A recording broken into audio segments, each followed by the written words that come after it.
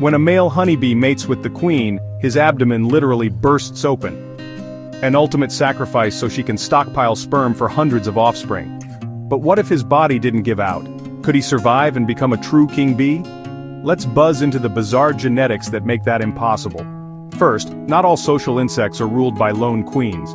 Termites, for example, have king and queen pairs that jointly produce the colony's young. So there's precedent for a royal bee duo, if only genetics cooperated. Honeybees use a system called haplodiploidy. Fertilized eggs, 2 chromosome sets. Females, workers or future queens. Unfertilized eggs, 1 set. Males, drones. That means a male bee's sperm doesn't contribute genetically to sons, only to daughters. And those daughters inherit 100% of his genes, not the usual 50%. Imagine one male fathering every bee in the hive. All his daughters would be genetically identical on his side, so any harmful mutation would wipe out the entire colony. That lack of diversity spells disaster. That's why queens mate with dozens of drones to mix genes and keep the hive healthy.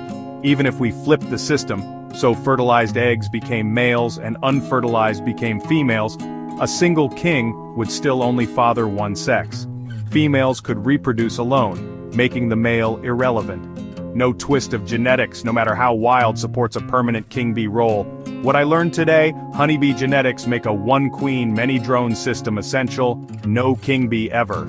If you found that as fascinating as I did, hit like, subscribe and share for more minute Earth mysteries.